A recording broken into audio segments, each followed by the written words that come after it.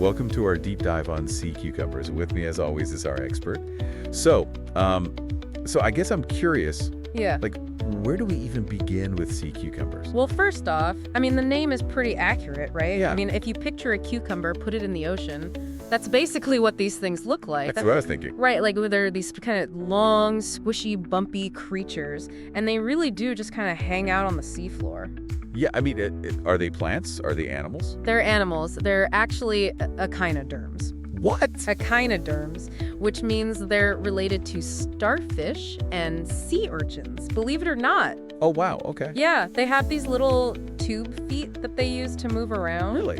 And they're all over the ocean.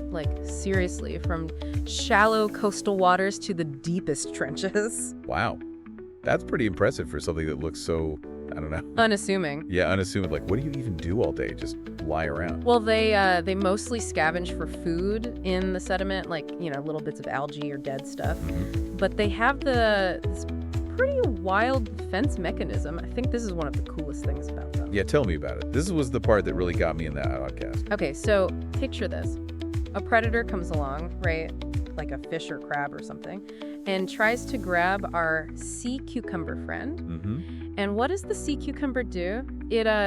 It basically ejects its own internal organs out of its anus. Whoa. Hold on. It poops out its guts. Well, yeah, basically it's the sticky, tangled mess that confuses and distracts the predator. That is so gross, but also kind of brilliant. Right. And get this.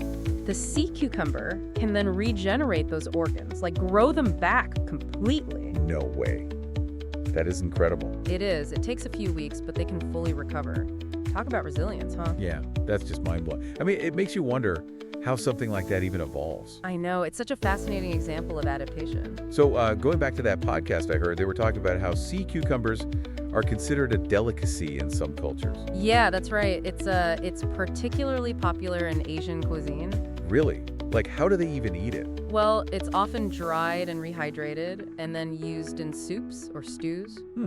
Interesting. Some people say it has a kind of gelatinous, almost crunchy texture. I don't know if that sounds appetizing or not. It's definitely an acquired taste. Yeah, I can imagine. But, it's fascinating how something we might find strange can be a delicacy in another culture. Exactly. It really highlights the diversity of human experience. So the podcast also mentioned something about potential health benefits of sea cucumbers. Anything to that?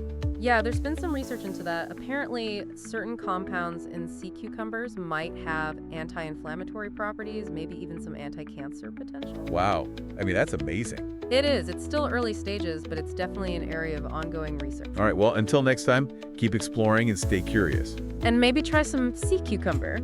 I'll think about it. All right, SC8OI. Now it's your turn, listeners. Drop your thoughts in the comments below. We love hearing your take on these animal wonders. And if you enjoyed our chat, don't forget to subscribe, hit the like button, and share this episode with your friends. Thanks for joining us on Animal Wonders. Stay curious, and until next time, keep wondering about the wild world around you.